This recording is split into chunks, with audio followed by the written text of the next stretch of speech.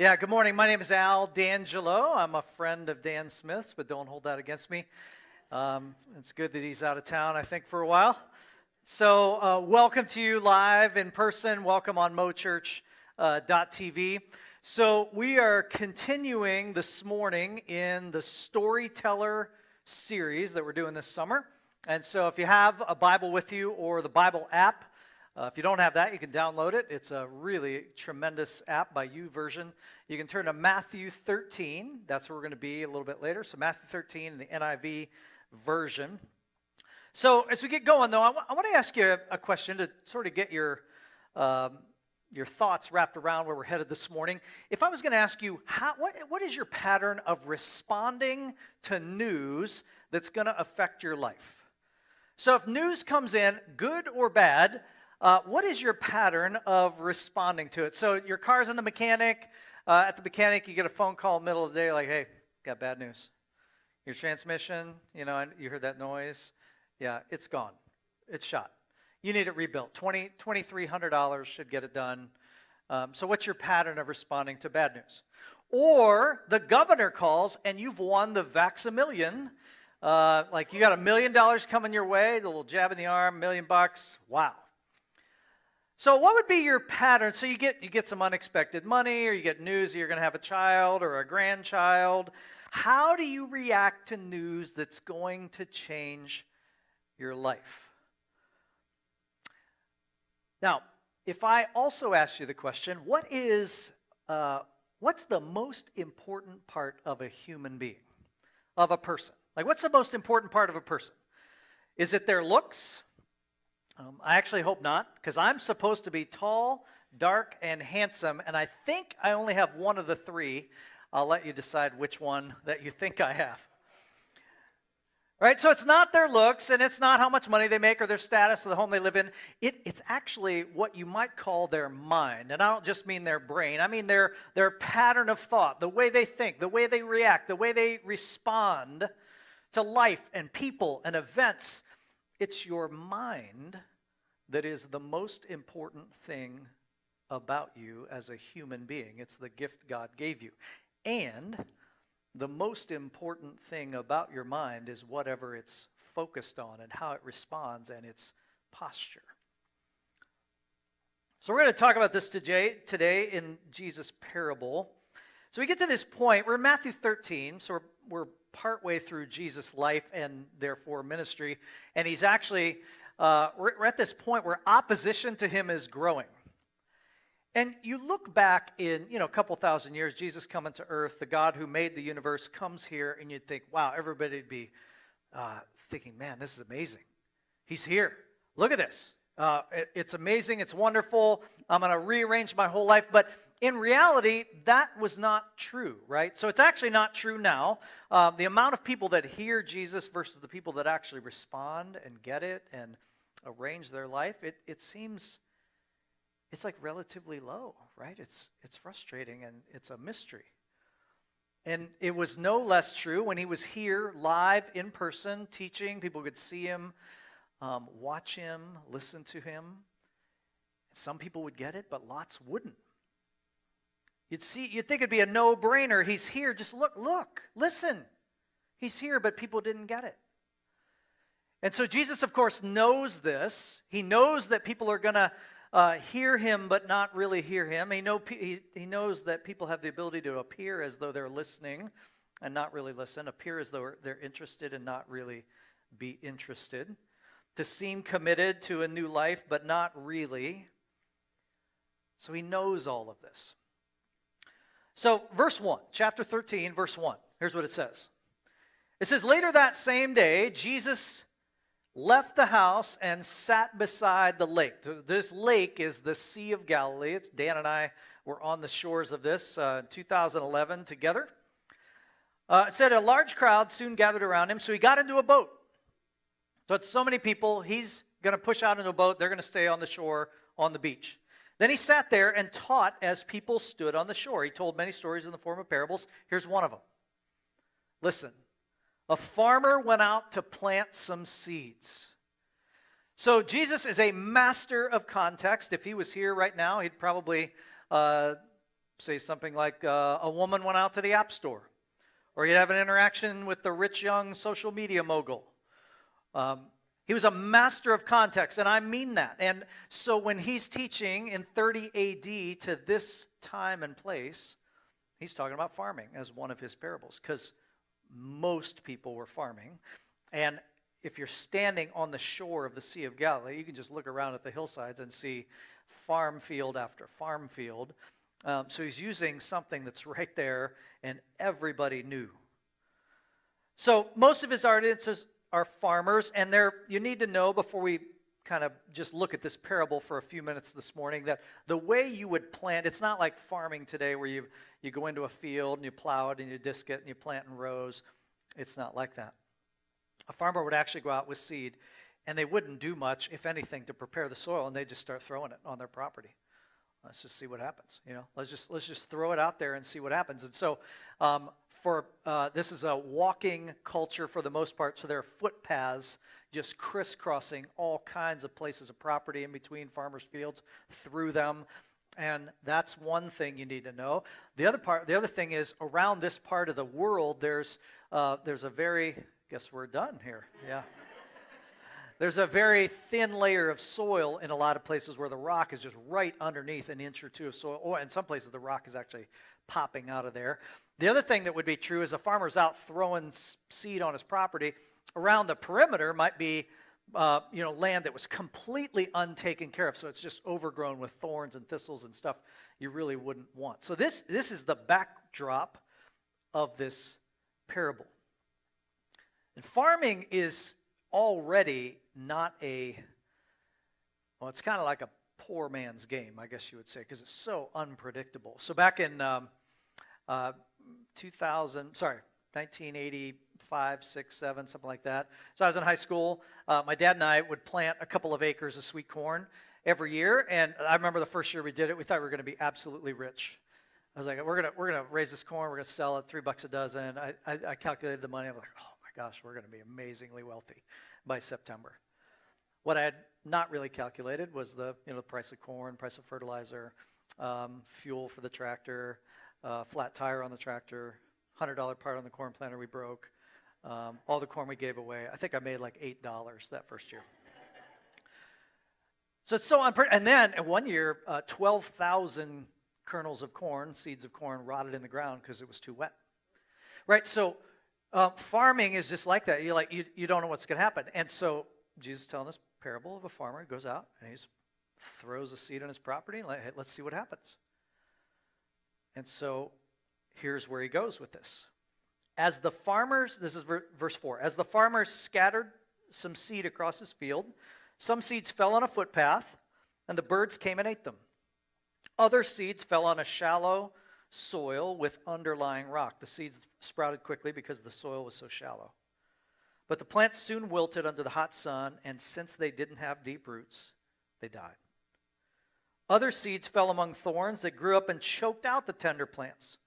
Still other seeds fell on fertile soil, and they produced a crop that was 30, 60, and even 100 times as much as had been planted. Anyone with ears to hear should listen and understand. Then his disciples came and asked him, why do you use parables when you talk to the people? So the word parable, it's literally from two Greek words, para and balo. And when you combine them, it literally means to throw alongside. So a parable is a story or illustration or a metaphor thrown alongside a deep truth. So parable. So it's a story thrown alongside a deep truth. So some people say they look at parables in the Bible and they think, oh, well, this is a way for Jesus to take a really complex, deep truth, use a story, make it so simple that everyone and anyone can understand it. Well, if that's what it is, then Jesus was not very good at it. Because a lot of times people would leave these story sessions with him like scratching their head going, what in the world was he talking about? I have no idea. His disciples about the parable come to talk to him right afterwards, and they're like, why do you keep why don't you just talk plainly? His disciples kind of, why don't you just talk normal? Why don't you just stop using stories. Why don't you make things clear? And, oh, hey, what's for lunch? They would quickly get off track, just like us. So verse 11, so Jesus responds to this question. He says, you are permitted to understand the secrets of the kingdom of heaven. By the way, the word in the actual original language here is the word mysteria, which where we get our word mystery from. You're permitted to understand the mysteries of the kingdom of heaven, but others are not. Huh. You ever watch Scooby-Doo, like when you're growing up? So I'm like 50, so I watch Scooby-Doo, like the original Scooby-Doos. So you got Fred and Velma and Shaggy, and they're going on some picnic or on a little vacation. They get distracted, get in this town. There's a monster. He's terrorizing the villagers. And they're like, ooh, what is this problem? And so they go try to solve something. Scooby and Shaggy find them eating a pile of food somewhere. And, Fred sets a trap. They catch this monster, which turns out to be a real person in a monster outfit. And he gets hauled off to jail. And he says on his way to jail, anybody know? Yeah, I would have gotten away with this if it wasn't for you meddling kids. Right? So they solve this mystery. Like, oh my gosh, what's happening in this town? Nobody will ever figure it out. Oh, we did. Right? Now we can go on with our vacation. So when Jesus is saying there's a mystery when it comes to the things of God, the kingdom of God, the way God's working in the world, there's a mystery to it. There's some secrets. There's some things that some people understand and others don't. And what he's going to talk about is the reason that's true is the posture of their mind and their heart, their patterns of reacting, the softness or hardness of that. So there's a mystery there. And so part of what he means by that is there were, for sure, truths that were not revealed in the Old Testament that now are. There's the fact that God, who was the creator of the universe, has now come to earth in the form of Jesus. Incredible, revealed, and not everybody gets it. Not everybody sees it. And it's not a political, military, overwhelming force kind of a takeover from God. It's more like this crazy, unsuspected, underground, divine conspiracy that's moving throughout the planet and the generations that no one would have seen coming. It's an invisible, partly, but very real kingdom, God with us life that's now available. Somebody has suggested it's real similar to like when electricity came out through the rural parts of the country in the 20s. You're like, hey, this new way of living is right there at the road. You can't see it, but it'll change your life. And Jesus is offering this life now, like God with us kind of a life. David wrote in Psalm 23 words that you often hear at a funeral. The Lord is my shepherd. I shall not want. Or another translation, I have no lack. I don't need one other thing. He leads me beside still waters because I've already had enough water. I don't need any more. He lets me lie down in green pastures. I don't have to eat because I'm full. Like, the Lord is enough. He's with me. That life is now available to the whole planet. That's part of the mystery. It's the gift offered to everybody who will be willing to listen and willing to hear, willing to take it in, willing to arrange their life around it, joy and contentment and confidence and impact that's now available to anyone who will listen. A life with nothing to hide, nothing to fear, nothing to prove, an eternal length of life, an eternal quality of life. Like, that's all part of the mystery that's now being revealed for anyone who is humble enough and whose mind is cultivated and open and humble enough to get it. The God with us life. So, verse 12, to those who listen to my teaching, Jesus goes on. He says, if you listen, and I mean really listen, not just hear it, listen, more understanding will be given. They will have an abundance of knowledge. But to those who are not listening, who are not humble enough, whose hearts are hard, who are stubborn, even what little they understand will be taken away. This a writer called Larry Osborne calls this the dimmer switch principle. If your heart and mind are open to the things of God and you're ready, responsive, he'll keep giving you more. If you're shut down, he'll give you less. For some reason, that's the way God's operating in the world. And so that is why I use parables, Jesus said. But blessed are your eyes. He's talking to the disciples. He's got them to the side right now, just talking to them. Because they see, your ears because they hear. I tell you the truth, many prophets and righteous people long to see what you see, but they didn't see it. Because it really wasn't even available till Jesus now comes. And they long to hear what you hear, but they didn't hear it. So parables, they're more genius than an illustration. They work in two ways. One, for people who are actually hearts are open, ready, humble, listening in the real sense of the word. They unlock truth. But if your heart is hard and closed and you're stubborn, they'll actually hide the truth from you. Isn't that interesting? So if you're not interested in responding to God, everything he says is going to sound ridiculous. Paul actually says this over in the New Testament. He's like, to those who are not ready to hear it, the whole gospel seems like crazy foolishness. But if you are ready, it seems like the most brilliant, unbelievable thing anyone could ever hear. It's good news, right? And it all depends on your heart level attitude, your responsiveness, your willingness to listen, the posture of your life and your mind and your thought patterns. Now, sometimes Jesus tells a parable. In fact, I would say most of the time when Jesus tells a parable, you're kind of forced to figure it out on your own. But this time, we're not, because he actually goes on in the second part of this section, and he explains it. So at least part of it to his disciples off to the side, and we get the benefit, we get to read that. So the sower, by the way, the farmer in this parable is, in this case, Jesus himself. He's out there telling the world about God is here. He's available. This life is now available, both length and quality and impact and joy and contentment, confidence, all that is sitting here if you'll just turn. If your heart's ready and you'll turn, you'll rearrange your life around this. So it has everything to do with God. And by the way, that's us now. Anytime we can be the farmer in this parable when we're out telling the world any part of the kingdom message. So just so you know, you're going to get all kinds of responses, and many of them not what you expect. So this is definitely, when someone is hearing about Jesus, the good news, saved by grace, this life, joy, confidence, you're hearing about all that for the first time. Somebody could respond in one of these four ways. But this could be any of us at any moment where God's inviting you to something new, or the next thing about generosity or going or rearranging your family or your life, or an invitation to trust him more, or moving through pain. Your heart can respond in any of these four kinds of categories. So I really want you to think about which one of these is you. I mean, if I'm honest, I can move through all four of these heart conditions in probably an afternoon.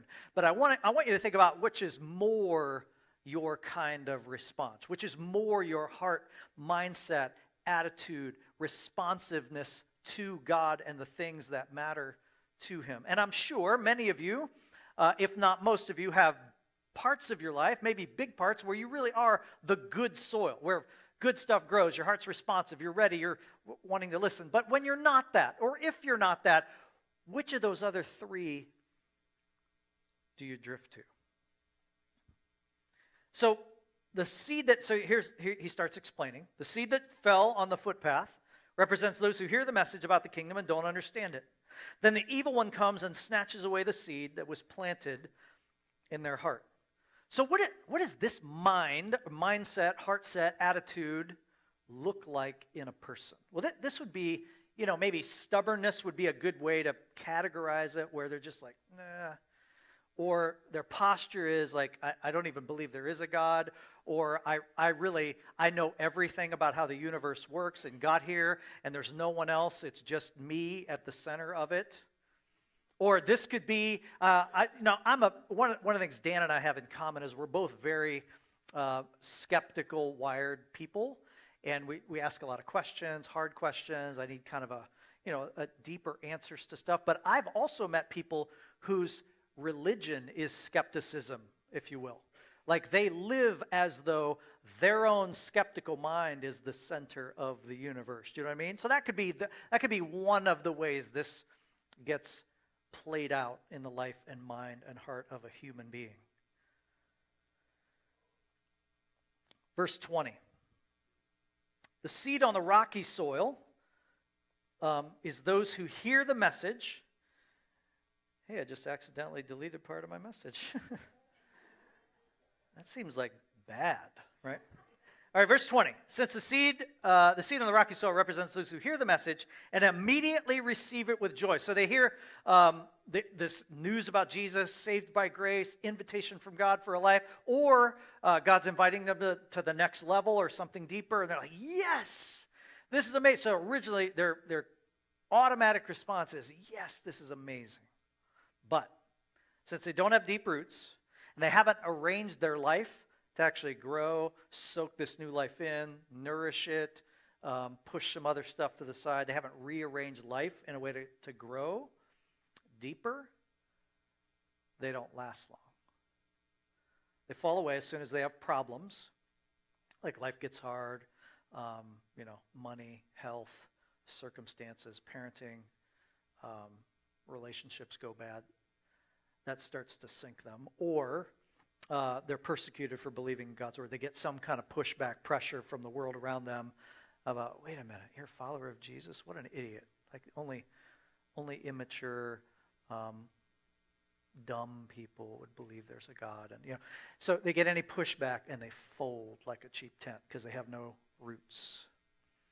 That's the rocky soil. So a mind like this, it's just shallow, I guess is the best way to think about it. A heart and mind that's this kind of soil is just shallow. No depth to it. Christianity sounded good and right and exciting, but there's no actual surrender to Jesus, no rearranging of life, no decision to grow, to trust God more.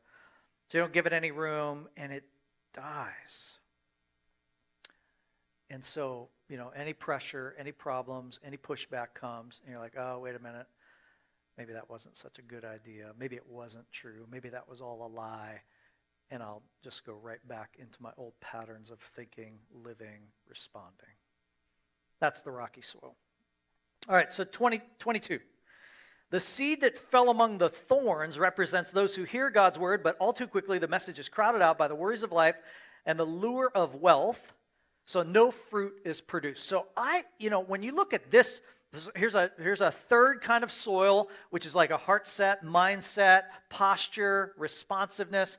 And this one, the label I would just sort of layer over this is distracted or crowded. So this mind, heart is it's too full. And so preoccupied maybe is another way to think about this. So, this 2021 has to be, for this particular issue in a person's heart and mind, has to be one of the toughest times to be alive, because the amount of things that are there to distract us right now has to be the most in the history of the world. There's Netflix and YouTube and sports and travel and Amazon and Target and work and vacations. And there's so much gravity out to the distractions. And it's not that stuff is evil necessarily. I'm sure some of it is. But it's really just stuff that's now available and options to us. What happens is the gravity toward those, let's call them secondary things that aren't as important as the things of God, our relationship with Him, our trust in Him. The gravity toward those secondary things is unbelievable right now. It's unbelievable. And something that should have dawned on me, I'm 51 years old, something that should have dawned on me like a long time ago, but just did a couple years ago. I think about how hard it is to eat right and exercise and self-control and do the things at work I need to do. And have you noticed there's all kinds of gravity to not do the things that are actually good for you? Have you noticed this? Like the whole world's set up. This is one of the ways evil is operating in the world. All the gravity is toward the things that are less important or harmful for you. Took me like 49 years to figure this out. So this is this soil, like you got to wake up to that fact that everything is pulling you away from primary stuff. Things of God, trust relationship with Him, finding your hope and identity and security in Him. The Lord is my shepherd. I don't need anything else. All the gravity is to, I need this, I need this, I need this, I need this. And you prop yourself up, and your life is distracted and therefore the new life in you dies, or certainly wilts and doesn't get nourished. And this is happening all over the place. But is it happening in you is really the question for this morning. And we got to be really careful, because if we're not careful, we'll set up our kids' lives this same way. We'll push and spend money and create time for sports and camps and activities and choir and band, and then the things of God to actually grow this new life in them they just get overcrowded. They get crowded out. And none of that stuff is evil, but if you don't put it in its right spot, it'll kill the main part of a human existence.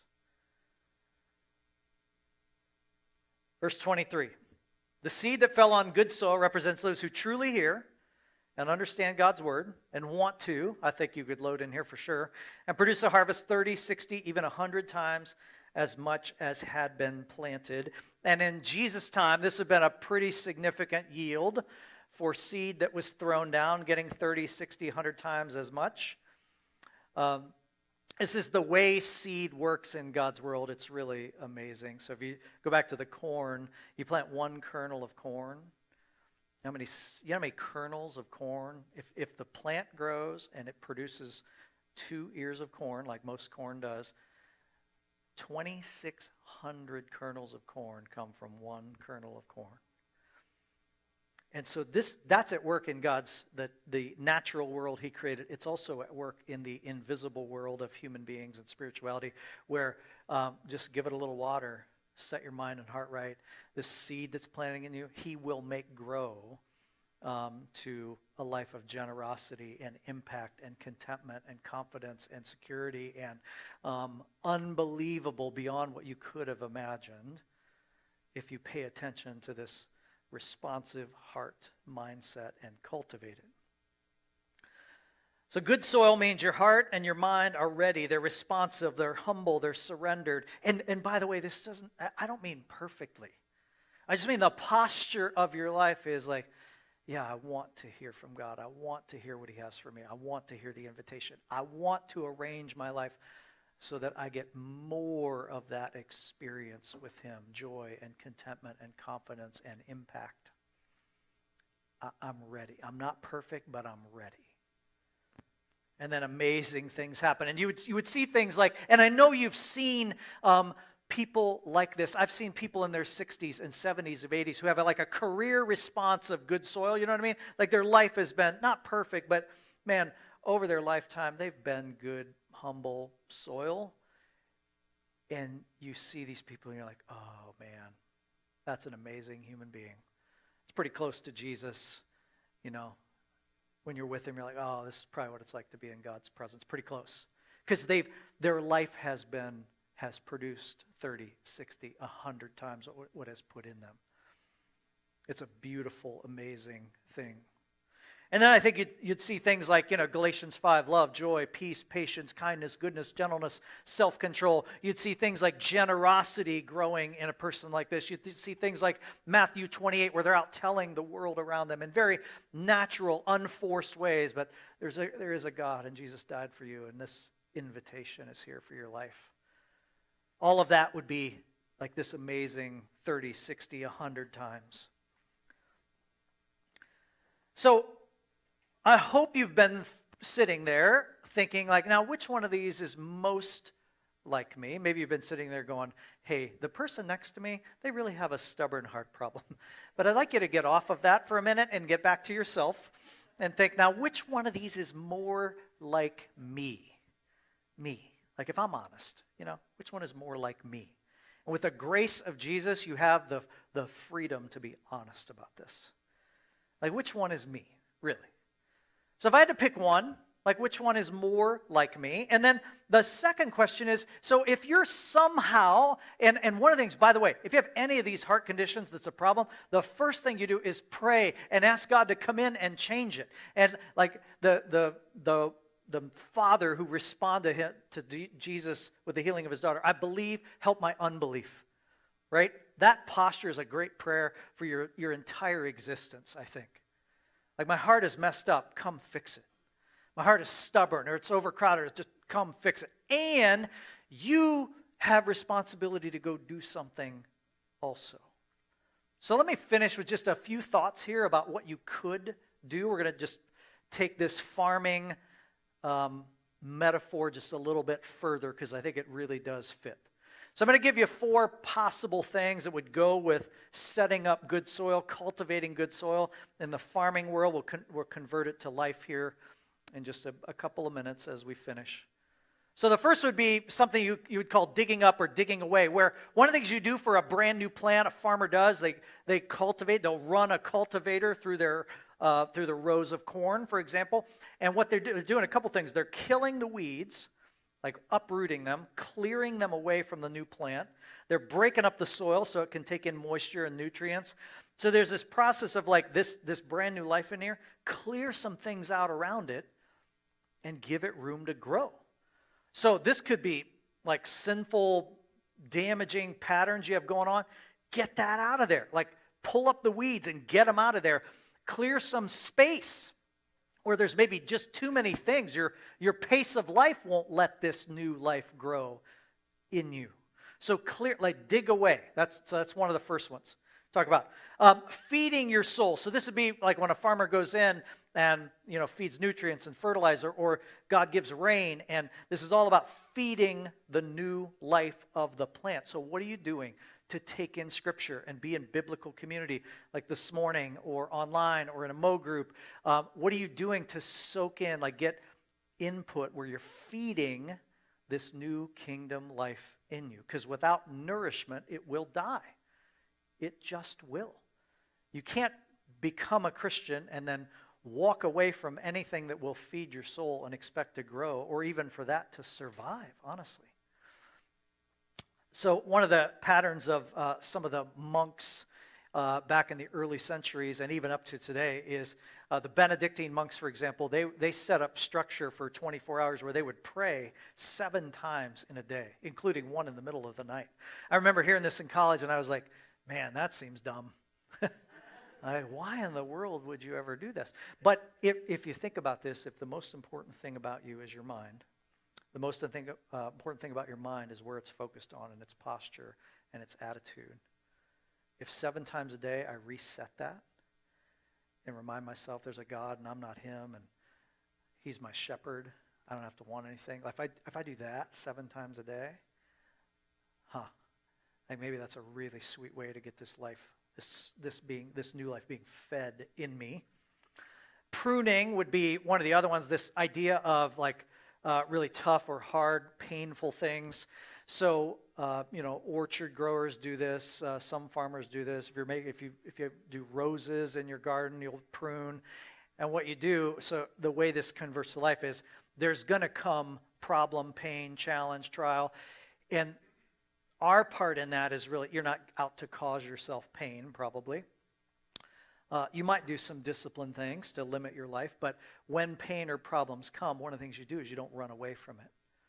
You stop and go, hey, God, what do you want to teach me? How do you want to soften me up? How do you want to fix my heart? How do you want to use this to fix my heart, get it closer to you, help me trust you more? And it can be, like pain can turn into something really sweet if you don't run away from it. And the last one I would mention is rest and dormancy. Have you ever noticed farmers who will let parts of their field rest for a year? Have you ever seen this? Like they'll just set aside, like I'm not going to plant any corn or beans, just whatever grows in there grows, just let it rest. And they do that to replenish the nutrients in the soil. And so one of the most pivotal things for the new kingdom Christ life growing up in a person is the ability to rest. And I mean like take off the mantle of I'm the manager of the universe and the world's going to fall down if I stop working or rest, like that thought. The Sabbath principle is you take the mantle off your shoulders 1/7 of your time. The ability to rest is incredibly important in the life of a new disciple. The cultivating the mind that's humble and responsive and remembers there's a God and it's not me, So Jesus said to him who has ears, let him hear.